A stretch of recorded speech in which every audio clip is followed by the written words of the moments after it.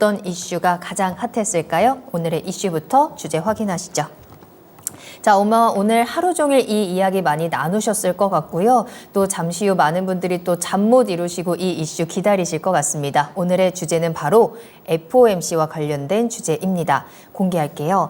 자, FOMC 대기하고 있습니다. 금리 인하에 대한 변수와 또 그에 따른 시장의 영향은 어떤 것들이 있을지 이야기 나눠볼게요. 자, 이제 올해 첫 FOMC에 시장이 주목을 하고 있는 상황입니다. 아무래도 이번에는 기준금리를 동결할 것이다라는 전망이 우세한데요. 경제 지표가 생각보다 잘 나오면서 지난해 말 그리고 올 연초에 시장에 가득했던 조기 금리 인하에 대한 기대감은 이제 어느 정도 좀 실망감으로 이미 흔들리고 있는 상황이기도 합니다. 따라서 동결 쪽으로 무게가 조금씩 계속해서 쏠리는 가운데 그렇다면 금리 인하 시점이 언제일 것이냐 이쪽에 이제 여러 가지 목소리들이 또 나오고 있는 상황인데요. 자, 이제 잠시 후 새벽에 나올 파월 의장의 발언에 모두 귀추가 주목이 되고 있는 상황입니다. 자, 금리 인하와 관련해서 미국 시장 지금 계속해서 승승장구하고 있는데 어느 쪽으로 방향을 가져갈지 그에 대한 우리 시장의 영향들 한번 살펴보도록 하겠습니다. 자, 일단 두 분께서는 이번 FOMC에서 금리 인하에 대한 의견을 어떻게 좀 전망을 바라보고 계신지 궁금한데요. 일단 이번 FOMC에서는 금리 인하는 나오지 않은 쪽이 더 큰 것 같죠? 뭐 거의 유력하다라고 봐야겠죠. 99% 확률. 안 될 것이다. 최병호 전문가님도요. 안 될 걸로 봐요. 아무래도 그럴 것 같아요. 일단 그렇다면 그 이유와 함께 앞으로 그럼 우리 시장에는 어떤 영향이 있는지 좀 분석을 해볼까요? 일단은 제가 이제 이번 한 줄 평을 준비를 했을 때 네. 제가 그들은 항상 똑같았다라고 이제 또 평가를 했거든요. FOMC가요? 연준에 대해서. 연준이? 네. 그러니까 사실 12월 달부터 연준은 계속해서 3월 금리 인하는 아니다라고 발언을 해왔었어요. 그쵸. 그런데 사실 시장이 약간 설레발을 친 거죠. 맞아요. 올해는 금리 인하 할 건데 지금 이렇게 물가 떨어지고 그 다음에 또 이제 올해부터 미국 경기 안 좋아진다고 했으니까 금리 인하를 안 할 이유가 없다. 그래서 지금 이제 3월부터 금리 인하 바로 시행을 할 거다. 네. 그러면서 기대감이 확 차올랐었던 거고 시장이 1월 중순 정도까지는 그래도 어느 정도 긍정적이었던 겁니다. 그런데 사실 이제 연준은 12월 달부터 계속해서 3월 달 금리 인하는 조금 봐야 된다. 아직까지는 확정된 부분이 전혀 없고 금리 인상까지도 지금 열려 있다라고 사실 발언을 해 왔었습니다. 그러다가 이제 1월 달 넘어오면서 지금 이제 여러 가지 경제 지표들이 나오고 있잖아요. 그런데 이 지표들이 도무지 금리 인하를 빠르게 할 명분이 없게끔 만드는 지표 발표가 이어져 왔다라는 거죠. 물가는 반등을 해버리고 그러면서 지금 현재 뭐 전체적으로 이제 뭐 물가에 대한 또 반등, 뭐 그다음에 뭐 경기 지표 계속적인 안정. 지금 이제 뭐 미국 경기 같은 경우에 계속적으로 좋다라는 이야기가 나오고 있잖아요.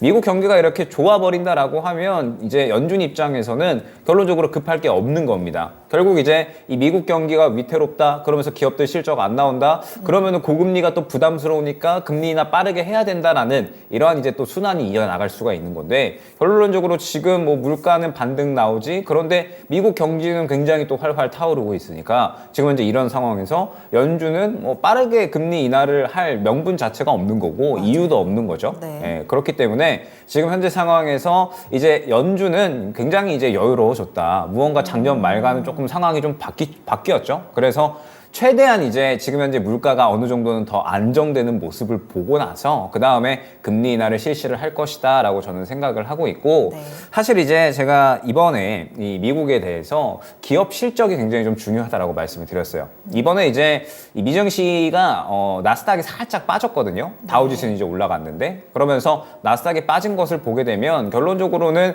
이번에 이제 알파벳에 대한 또 실적 우려감이 살짝 나타났었습니다. 그러면 이제 이 실적 우려감이 왜 나타났느냐? 구글이 또 생각보다 실적이 안 나왔다라는 이야기가 나왔었어요. 그러면은 생각보다 지금 현재 AI 쪽에 또 실적이 확인이 되지가 않네? 이러한 또 이제 우려감들이 생겨나면서 성장주 쪽의 투심이 살짝 꺾였다라고 생각을 해주시면 되는 거거든요. 그렇기 때문에 지금 현재 시장에서 또 이제 저 PBR 관련된 이야기들이 상당히 핫하잖아요. 저 PBR 관련된 쪽에 또 투심이 쏠리는 이유를 또 우리가 생각을 해봐야 돼요. 정책적인 부분에 대한 이야기도 지금 현재 나오고 있기는 하지만 결국에는 지금 현재 미국에서 무언가 성장주가 약간 차익 실현이 나오고 있다 보니까 우리 증시 같은 경우에도 사실 미증시 올라갈 때는 완전하게 디커플링이었는데 또 미증시 빠지니까 또 그건 그대로 따라가고 있는 모습이에요. 그래가지고 일단은 지금 현재 상태에서 미증시에서 성장주가 약간은 차익 실현이 나오려는 듯한 그런 움직임이 나와주고 있고 그 다음에 또 문제점이 지금 현재 우리나라는 받쳐줄 주도주가 없어요. 미국 같은 경우에는 빅7이라고 불리는 종목들이 있잖아요. 네. 그런데 테슬라 제외하고는 지금 이제 빅6 종목들이 굉장히 잘 버텨주고 계속해서 신고가를 써줬거든요.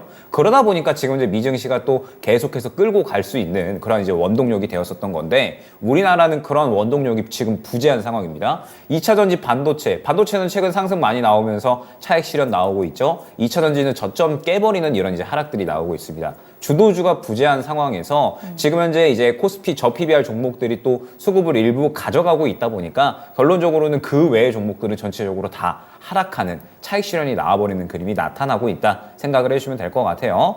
저는 이제 뭐 이 부분에 대해서 뭐 너무 크게 걱정을 할 필요는 없지 않나. 결국에는 이번에 FOMC에 대해서 금리 인하 우려감이 이제 나타나고 있는 거잖아요. 금리 인하를 3월 달에 하겠다라고 이야기를 했는데 결국에는 이 부분은 사실은 시장의 기대감이었고 네. 연준에선 그렇게 이야기한 바 없었다라는 거고 이번에 연준이 3월 금리 인하에 대한 부분은 사실 언급을 하지 않을 가능성이 큽니다. 더군다나 최근에 미국 증시도 괜찮았기 때문에 예, 미국 입장에선 사실 금리 인하 할 이유조차 없어요. 하고 싶어도 못하는 거죠. 그렇죠. 지금. 예, 네. 그렇기 때문에 뭐 우리나라 증시는 사실 또 너무나도 아쉬운 그러면은 지금 미증시처럼 최소한 좀 어느 정도 올라가다가 그 다음에 이렇게 또 이 하락이 나왔으면 괜찮은데 얼마 상승이 나오지도 않았단 말이죠. 그렇기 때문에 아쉽기는 하지만 그럼에도 불구하고 우리나라가 이제 여태까지 12월 정도부터 1월 한 중순 정도까지 상승이 나왔었던 이유를 또 생각을 해봐야 돼요. 결국에는 금리 인하 기대감 때문이었던 거거든요. 네. 그러면 금리 인하 기대감이 이번에 사그라지면서 어느 정도 또 우리나라가 선반영을 한 부분도 분명하게 저는 있다라고 생각을 하고 있기 때문에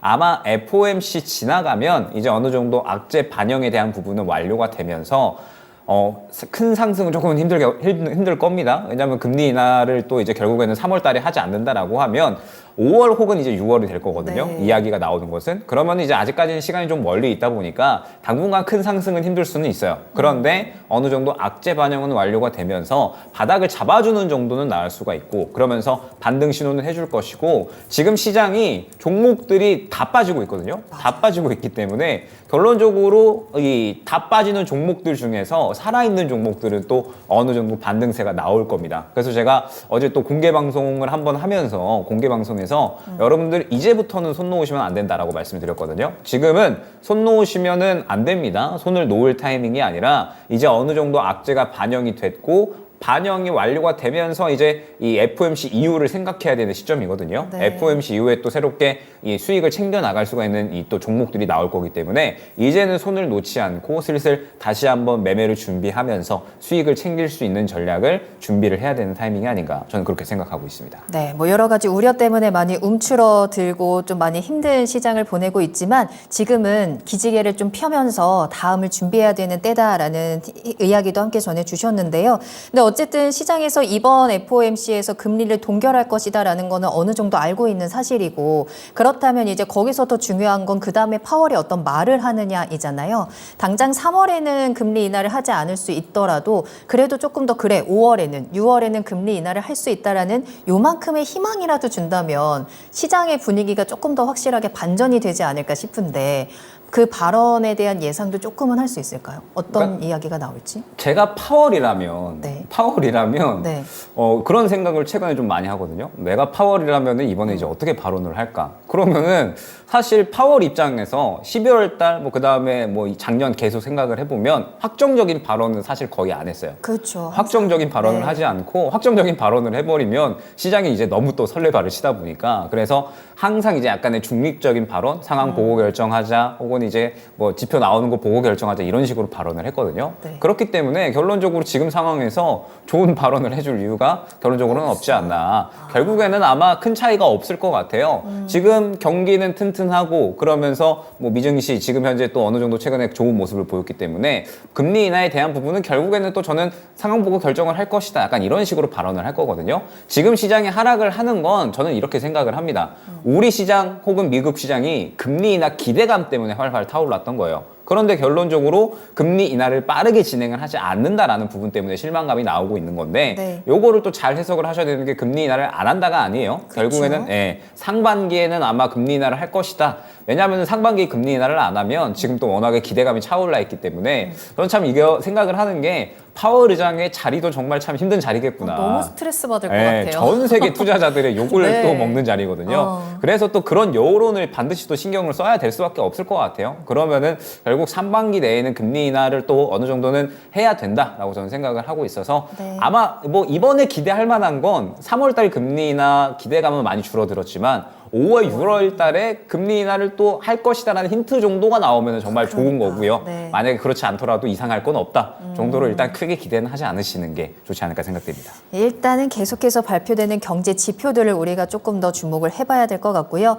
최병훈 전문가님께서는 현재 이 상황을 어떻게 좀 진단하고 계실까요? 이제 한 줄로 보면 금리 인하 요원. 요원하다 언제 할지 모른다는 거죠. 그러네요. 그래서 제가 작년 2024년도 주식시장 전망하면서 금리 인하는 3월이 아니고 한 늦어도 빨라도 5월 아니면 6월 정도 될 거라고 미리 말씀드렸고 네. 그다음에 3월까지 우리 시장은 조정이다. 안 가고 그 이후부터 우상향이 되지 않을 거고 올해 하반기는 장이 좋을 거다. 왜냐하면 전체 미국 경기가 제조업이 부활한다 내년까지. 그래서 전체적으로 보면 지금 이번에 12월 이제 핵심 PC 물가도 보면 전년동 2.9% 내려왔어요. 핵심 PC는 내려오는데 핵심 서비스 이제 이 지수는 안 내려오고 있거든요. 물가는 안 되면 오히려 11월보다는 0.3% 증가돼서 예상을 상회한 거죠. 그래서 그러면 미국은 물가가 지금 내려가고 있는데 구조적으로는 내려가고 있어요. 그래서 글로벌 미국 빼고 글로벌 국가들은 이미 물가가 둔화를 확실히 자리 잡혔고 이제 네. 미국은 내일 물가는 내려오는데 이제 유동성이 이제 워낙 많이 있기 때문에 우리가 연준에서 목표로 한 물가가 2%인데 2%는 코로나 이전에 서비스가 소비자 물가 지수 2% 내외에 움직였거든요. 네. 그러면 이제 그걸 가지고 목표로 세웠으니까 그 정도 확실히 간다는 자신감 있어야만 물가 금리 인하를 할 걸로 보이는데 그러면 현재 기준으로 그런 확실히 어느 정도는 내려가고 있는데 물가가 서비스업 핵심 내려가야 돼. 이게 잘 안 내려가고 있거든요. 그럼 왜 안 내려갈까 그러면 이게 시간이 좀 걸릴 걸로 보여. 2%대 목표까지 가기는 사실 어려울 걸로 보이는데 왜냐하면 코로나 때 워낙 많은 돈이 풀렸기 때문에 그게 물가를 어느 정도의 근본적으로 올려놓은 상태이기 때문에 그쵸. 초기에는 물가가 코로나 초기에는 엄청나게 올라간 것은 공급 차질 때문에 그렇고 이제 공급이 정상화되더라도 물가가 지금 내려오는 것은 이제 경기가 둔화가 되고 있어서 그런 건데 미국은 지금 경기가 둔화가 되는 게 확인이 돼야만 경기 침체는 어느 정도 확인돼야 금리를 내릴 수 있는데 지금 그게 확인이 안 되고 있거든요. 네. 예상보다 올해 이미 1월달 제가 작년에도 1월, 2월 정도에 이제 여러 가지 경제 지표 보면 침체가 확인돼야 된다. 그러지 않고는 물가 이제 금리 인하는 아주 오래 걸릴 수도 있다. 그래서 우리가 너무 빠르게 물가도 내려가고 경기 침체가 확인이 안 됐는데 물가가 급하게 내려오니까 금리 인하를 빨리 할 거다. 3월에 미국에 그렇고 월가도 그렇고 우리도 그렇고 그래서 이게 잠깐 올라갔는데 결국은 지금은 사실은 6월 정도도 지금 6월 대다수 한 7, 80%는 6월 달 내릴 네. 거 보고 있거든요. 근데 2분기 때 4, 5, 6월 달에 침체가 경기 둔화가 확실히 보여주지 않으면 네. 또 물가도 내려가다 주춤하게 될 걸로 보이는데 그러면 6월도 안 될 걸로 보이거든요. 더 미뤄질 수 그러면 있어요. 더 미뤄질 수도 있기 때문에 지금 너무 이 금리를 보고 금리 인하 첫 인하를 보고 우리가 긍정적으로 보게 되면 이게 확실히 어느 정도 딱 보면 이제 주식 올라갈 거다. 오히려 그러면 그것 때문에 올라간 게 아니라 지금은 금리 인하를 하게 되면 침체 확인됐기 때문에 오히려 주식이 또 빠지게 됩니다. 침체니까. 네, 그렇죠. 그래서 지금 얼마 전에 경기가 또 침체 다른 나라들 지금 잘 나간 나라는 미국하고 뭐 독일, 일본 뭐 이런 식인데 일본은 사실 올라가는 여러 가지 이유가 있습니다. 아, 그렇죠. 네, 그래서 일본은 가격에 뭐 아베노미스 50조라는 돈을 주식 싹쓸이 했기 때문에 바닥에서 주식을 다 사버렸어요. 경기가 좋다기보다는. 그래서 네. 구조적으로 좀 그런 여러 가지 이유가 경기도 뭐 좋아지고 올라가는 거고 그러면 이제 경제 지표를 체크해 보면 지금 내려갈 금리를 인하할 수가 없는 거고 연준에는 10번 중 7번은 경기 침체를 확인하고 내렸거든요. 연착륙이 될 거라고 내린 경우 한 3번 있는데 그때는 장은 괜찮았습니다. 그러면 올해는 연착륙 되지 않을까 보이는데 네. 만약 연착륙을 경기 침체가 안 되고 있다가 오히려 미국에 지금 돈이 다 들어가고 있기 때문에 작년부터도 그러면 하반기에 경기가 더 좋아진다면 내년까지 그러면 금리를 오히려 내릴 수가 없는 거죠. 그러면 지금 물가도 2.5% 정도 내외에서 계속 있으면 목표를 못 가고 그래서 생각보다 늦을 수도 있다. 그래서 이 정책이 저는 연준의 정책이 잘못됐다고 해요. 물가 목표가 2%가 아니라 3%로 해놓고 과거에 좀 성장할 때 3%가 기본이었거든요. 네. 근데 너무 경기가 저성장 고차가 됐을 때 코로나 전에 그걸 목표로 삼아가지고 달성하기가 올해는 쉽지 않을 걸로 보여서 네. 걸릴 걸 보고요. 지금 그리고 미국은 우리는 이제 금리 인하를 늦게 할 것 같으니까 주식에 빠진 것보다도 미국은 그러면 미국은 금리 인하를 하면 근데 오히려 인터넷주도 빅테크 많이 올라갔거든요. 구조적으로 미국의 뭐 M7들은 올라가 실적이 좋고 지금 반도체 주제 여러 가지 나온 거 보면 실적이 괜찮게 나오거든요. M7은 그러면 실적이 좋으니까 주식 올라가 당연한 거죠. 네네. 그래서 그렇지, 이 금리 이런 거보다는, 인하보다는 이제 경제 체크를 좀 해보고, 어느 정도 미국이 안정적 경기가 너무 둔화되지 않는 게 저는 시장이 좀 더 좋을 것 같고요. 그리고 지금 미국은 반도체 지수가 확실히 월봉차 때 오늘 끝날 거 보이는데, 네. 윗골이 아래골이 이렇게 달려서 가면 주봉으로 보면 이미 필라델피아 반도체 지표는 역망치형에서 꺾였습니다. 그러면 이번에 이제 뭐 마이크로소프트라도 여러 실적이 괜찮게 나왔는데도 오히려 시간에서 빠지는 걸 보면 이제는 가격 메리트가 낮아졌거든요. 낮아졌구나. 그래서 미국이 2월, 3월 달에 오히려 좀 조정을 줄 수도 있습니다. 만약 저는 그렇게 보고 그러면 오히려 또 2, 3월 달 우리는 미국이 조정받으니까 우리 또 못 가는 거죠. 그러니까 결국은 억울해요. 우리는 좀 속상해. 너무 안 좋은 건 부정적 계속 보고 있거든요. 그럼 우리가 실적 이번에 4분기 나온 거 보면 다 안 좋게 나오잖아요. 그럼 당연히 못 가는 거죠. 그래서 못 가는 거죠, 지금. 그렇게 12월에 이제 기대감 올라갔다. 그게 정상화되어 내려와 있다. 이렇게 봐야 될 것 같습니다. 근데 또 이제 제가 찾아보니까요. 이 금리 인하의 또 하나의 변수로 떠오르는 게 대선이라고 하더라고요. 근데 대선이 얼마 남지 않았고 계속해서 트럼프 우세론이 좀 확산이 되고 있기 때문에 좀 영향을 미칠 수도 있어요. 원래 트럼프가 저금리를 좋아하거든요. 그래서 저금리를 강력하게 그렇게 공화당이 이제 뭐 여름 정도에 확정 후보가 그 전에 확정될 텐데 그러면 네. 그 정도 확정되고 나서 아마 금리 인하 또 부합하기 위해서 시작하지 않을까. 그러면 결국 여름 정도거든요. 그래도. 네, 그래서 여름 정도지 않을까. 그거 여러 가지 정책적으로 뭐 고려하겠죠. 네. 어쨌든 여러 가지를 확인하면서 금리 인하 시기는 조금 더 뒤로 밀릴 수도 있겠다라는 가능성까지 체크해 주셨는데요. 말씀해 주신 것처럼 현재 미국에서도 성장주에 대한 투심이 좀 약해지고 있는 상황이고 우리 시장에서도 주도주가 부족한 상황입니다. 여기에 이제 최근에 뭐 증시 부양책으로 인해서 저 PBR, 이 가치주에 관심이 높아지고 있는 건데 그러면 이 시기를 우리가 버티기 위해서는 우리의 포트를 좀 그쪽으로 교체를 해야 되는 건지 시장 트렌드가 확실히 성장주보다는 가치주 쪽으로 조금 더 무게가 쏠리게 될까요?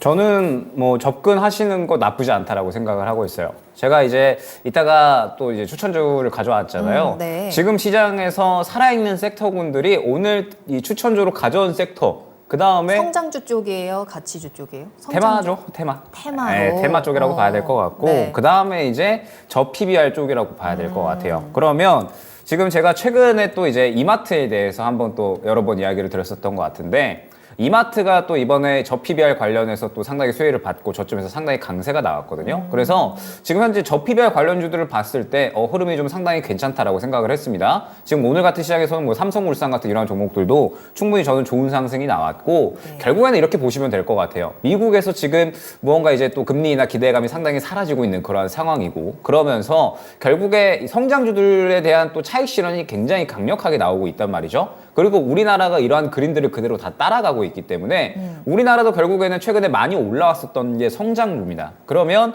성장주 쪽에서 또 무언가 수급이 빠져나오다 보니까 이 수급이 흘러갈 때가 필요한 거고, 그런 이 상황에서 저PBR 정책, 코리아 디스카운트를 또 해소를 하겠다라고 하는 이러한 이유로 저PBR 정책이 나오게 되면서 이쪽으로 수급이 좀 더 이제 또 들어가지 않았나. 아이러니하게도 또 그러다 보니까 결론적으로 코스닥의 또 하락을 더 야기하는 장치도 지금은 되고 있는 것 같아요. 저PBR 종목 쪽으로 또 수급이 좀 쏠리다 보니까. 네. 다만 지금 현재 상황은 저PBR 종목들이 저는 조금 더 갈 수 있다. 지금 현재 뭐 성장주보다는 실적주나 가치주가 아무래도 조금 더 이 단기적으로는 상승을 볼 수가 있다라고 생각을 하고 있습니다. 왜냐면 결국에는 금리 인하 기대감이 지금은 어느 정도 뒤로 밀릴 거기 때문에 그러면은 이제 또 이 실적주나 실적주에 대한 가치주에 대한 이 투심이 조금은 살아날 수가 있고, 그러면서 또 이제 이 수급이 이쪽으로 단기적으로 쏠릴 수가 있거든요. 근데 또 생각을 해봐야 될 게, 우리나라 같은 경우에는 사실 이 3차 산업 혹은 제조업 쪽이라고 하는 쪽에 시장 투자자들이 사실 메리트를 많이 못 느낍니다. 매력을 많이 못 느껴요. 뭐 기존의 2차 전지나 뭐 반도체, 로봇 등등 해가지고 성장이라는 키워드가 또 들어가 있는 쪽에 많이 매력을 느끼지, 사실은 여태까지는 뭐 이러한 3차 산업 쪽 이쪽에는 크게 메리트를 느끼지를 못했거든요. 그렇기 때문에 아마 저는 지금 현재 상태에서 단기 수혜로 조금은 해석을 해야 되지 않을까. 결국에는 성장주 쪽에서 투심이 워낙에 조금 악화되면서 차익 실현이 나오고 있다 보니까 이쪽으로 또 반사적으로 수급이 쏠리는 그러한 형태도 있는 것 같거든요. 그렇기 때문에 저는 잘 골라서 들어가셔야 된다라고 생각을 하고 있고, 성장주가 이대로 죽을 것이냐, 저는 절대 그렇지 않다라고 생각을 합니다. 그렇죠. 결국 금리 인하는 상반기 정도에는 예상이 되고 있는 그러한 상황이고, 지금 앞서 말씀 주셨던 것처럼 금리 인하에 대한 기대감을 끌어올릴 요소는 여전히 많이 있어요. 그러면 지금의 상태에서 성장주에 대한 투심은 저는 결국에는 이번에 차익 실현 나오고 나서 자연스럽게 다시 한번 또 들어올 것이다라고 생각을 하고 있고, 우리나라는 특히나 성장주를 또 좋아하는 그런 증시이기 때문에 결국 이번 이 타이밍만 지나가면 다시 또 순환이 자연스럽게 들어올 것이다라고 생각을 하고 있습니다. 그렇기 때문에 일단 지금 현재 상황에서 저PBR 종목들은 저는 지금 상황에서는 좋다. 단기적으로 충분히 수혜를 볼 수 있을 것이다. 다만 성장주를 놓지 말고 결국에는 또 성장주로 다시 투심이 또 돌아갈 것이기 때문에 살아있는 투신 이 성장주 종목들을 또 잘 선별해낼 필요가 있을 것 같습니다. 네. 자, 최병훈 전문가님, 지금은 이제 가치주 쪽에 조금 더 사람들이 많이 좀 눈을 돌리고 있는 것 같아요. 어떻게 대응해야 될까요? 올해 전체 시장 전망을 제가 낙폭과대 주식들이 앞장선다. 네네. 그래서 중소형주가 많이 올라 반도체보다는 삼성전자도 많이 빠져 있으니까 그렇고, 그다음에 많이 빠진 주식들이 이제 어떤 실적 개선 요소가 있으면 주가는 당연히 급하게 올라가야 되고, 거기에 수급까지 보태면, 그러면 기업의 밸류업 뭐 정부에서 정책을 이렇게 얘기하고 있으니까 네. 그러면 낙폭과대주 중에 그동안 이제 어떤 수급이 이제 낙폭과대 기술적으로 반등할 자리인데 거기서 수급까지 들어갈 수 있는 뭐 어떤 ETF나 ELS나 뭐 여러 가지 파생 상품을 만들든 기초 자산이 이렇게 만들어지게 되면 어쨌든 돈이 들어가니까 수급이 좋아지니까, 그러면 저 PBR 주식은 이제 생기거든. 그럼 지금 저 PBR 주식을 사는 뭔가 보면 대다수 큰 손들이 오늘 외국인 기관들, 그럼 이게 상품이 여러 가지 만들어지면 거기에 이제 기초적으로 잡아놔야 되기 때문에, 그래서 지금 거의 뭐 이제 바삭에 비어 있는 상태니까, 그래서 보면 오늘 같은 경우에 뭐 삼성물산, 삼성생명 이런 게 상위권에 코스피 100 상승률 2등이 삼성물산, 4등이 삼성생명, 기아 뭐 이러거든요. 네. 그럼 삼성생명은 사실은 PBR이 뭐 0.4, 뭐 0.57 뭐 이하로 줄어 있었거든요. 그러면 늘 만년, 지금도 7만원인데 10만원이 근데 빠져서 만년 여기 있어요. 그거 왜냐하면 그러면 생명회사들이 과연 이제 이런 정책이 만들어진다고 이 기업 이익을 더 많이 낼까요? 그러면 생명회사가 이익을 낼 수 있는 방법은, 지금은 뭐 고금리 상황이니까 자산이 많으니까, 운영자산 많으니까 이자를 많이 받으니까 지금 좋습니다. 근데 결국은 금리도 내려가고 성장을 못하고, 그 다음에 보험업 자체는 성숙기에서 성장할 수 있는 근원은 크지는 않습니다. 하지만 최근의 상황에서는 뭐 이익이 좀 많이 나오니까 은행주도 마찬가지고, 그래서 그 좀 이익이 더 늘어나니까 주가는 어느 정도 올라가죠. 그래서 어느 정도 상승 여력은 항상 있는 거죠. 뭐 이마트 같은 경우도 올해부터 시작해서 내년까지 계속 이 실적이 늘어납니다. 네. 그럼 이마트 같은 경우는 이제 뭐 대형 할인점은 실적이 늘어날 일이 별로 없는데, 이마트도 편의점이 뭐 6천 개나 있거든요. 그 편의점이 지금 잘 되고 있어요. 그래서 오히려 뭐 편의점 대형 할인마트보다 훨씬 더 뭐 매출 넘어갈 정도까지 간다고 그러니까 그러면 이렇게 좋아지니까 밑에 올라가기 때문에 그러면 결국은 이 첫 금리 인하가 전까지는 결국은 가치주 이렇게 자산 가치가 있으면서 실적이 개선되는 걸 반드시 올해 내년도 이렇게 개선되는 그런 주식으로 압축해야지 실적은 개선되지 않는데 그냥 저 PBR 주식으로 사놓으면 또 우려가 되고 또 금융주들은 뭐 올해 이제 배당을 지금 2, 3월로 땡겨놨기 때문에 받고 나서 금융주에 대한 그런 것도 있고요. 그래서 전체적으로 보면 추가 상승 여력은 뭐 충분히 있다고 봅니다. 네. 그래서 전체적으로 보면 미국도 마찬가지고 뭐 지금 금리가 높은 상태고 경기는 좋으니까 다우존스가 상대적으로 좀 지금도 추세가 좋고요.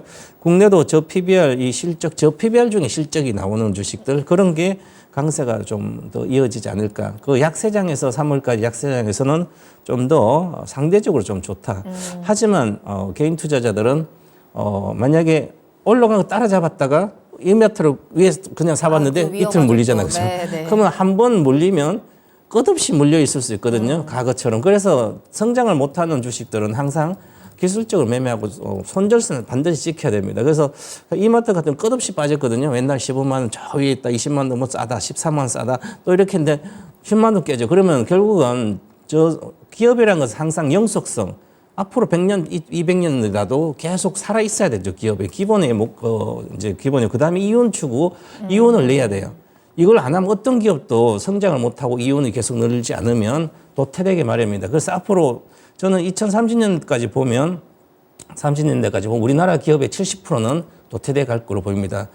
이제는 글로벌 기업도 플랫폼 하나로 거의 통일되고 있고요. 네. 돈도 마찬가지지만 전체적으로 해서 미국만 잘 나가는 시대가 오기 때문에 그래서 특히 우리는 뭐 여러 가지 지정학이 있을 수도 있고 뭐 대만, 중국도 있고 하니까 우리는 쉽지 않을 거다. 그래서 우리는 그 중에서 확실히 성장하는 주식, 미래 보장된 공장을 짓고 있는 그런 기업들 위주로 지금 많이 내려왔으니까 하반기를 보고 내년을 보고 좋고 그 내년에 미국이 제조업이 엄청나게 부활할 걸로 보입니다. 그러면 자동차뿐만 아니라 전기차 뭐 반도체 그러면 그 관련된 납품을 할 수 있는 우리나라 기업들 위주로 봐야 된다. 이렇게 말씀드리겠습니다. 네.